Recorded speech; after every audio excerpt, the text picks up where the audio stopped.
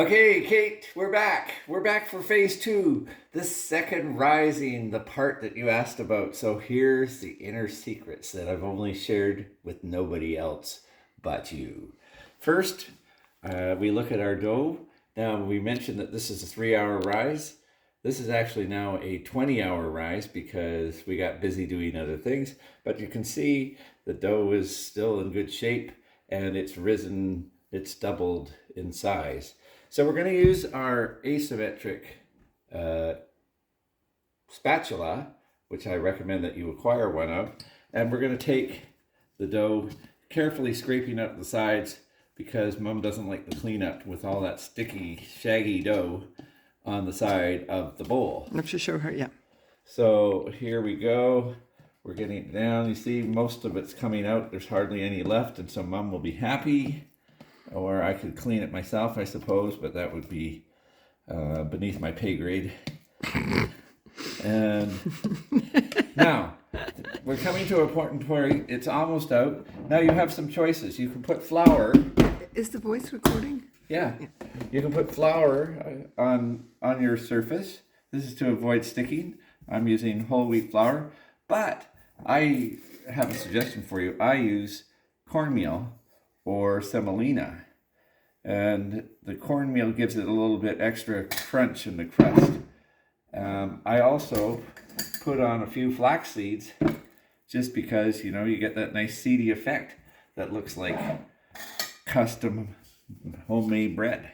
So there you go. So this is just to make a base that you can do your second working on. Okay, so we're getting the whole thing out of the bowl. And yes, it's looking good. We're in good shape here. There. So now there's no particular rule to how you do this. First thing I do is spread it out a little bit on your cornmeal and flour. And you can always throw a little bit of flour on top just so there's no sticky bits.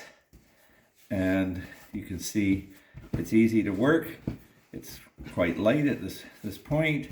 And I just spread it into a round or stretch it out. And as I say, there's no kind of time limit or specific amount that you're supposed to work it. Just enough to get it a little more flexible. Okay, now let's say I'm done. This is it. I've got some extra seeds here. Try and rub them in. Okay, now here's the trick. I fold it once from one side to the other side, and then I turn it and I fold it one side from the other side like that. And then I flip it over, and you'll notice you got a nice, what looks like a little loaf of, the top of a loaf of bread, which is exactly the effect you're going for. And I tuck in that underneath corner. I don't flip it anymore because I'm liking the look of this. And hopefully Mom's capturing this with her videography skills so you can see what a beautiful round loaf that is. And then, and this is something I learned over time, do your parchment paper sling now, and then you can sling it into the oven and sling it out with no problem. So you put that sling into your bowl so that your bowl doesn't get any more shaggy dough stuck to the sides. And as I say, you're going to use this to lift it into a hot bowl, a hot crock pot in the oven. See, and that just fits in.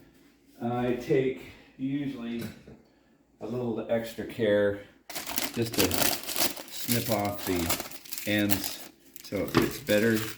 And that's it. That's your second rising. And now we're going to put this away for half an hour under our usual cover of a dish towel. And we just stick it away. It doesn't have to be in a hot place. Shouldn't be outside in a Montreal winter. That wouldn't work. But anything else is doable.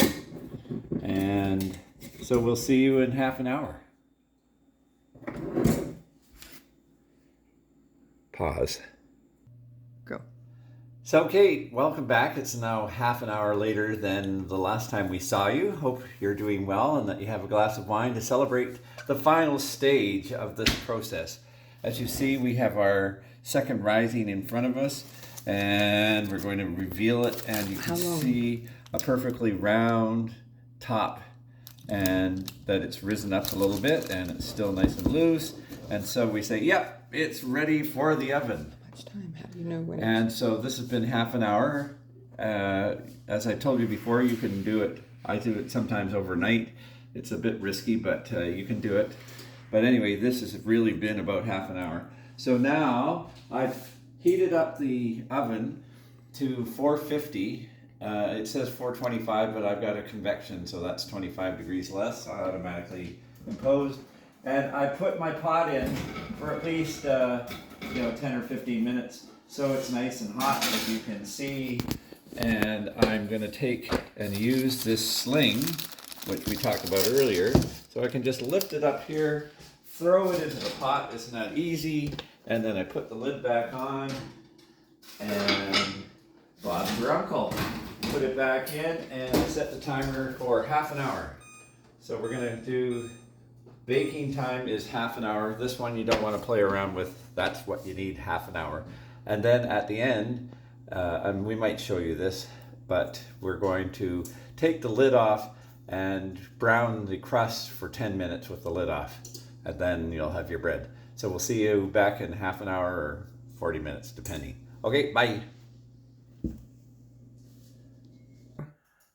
Hi, Kate. So that's been 30 minutes. And we're just about to pull this out and take the lid off for the last 10 minutes of browning. So you can see it's a light tan color now, and you want it slightly darker, which will give you that lovely crispy crust.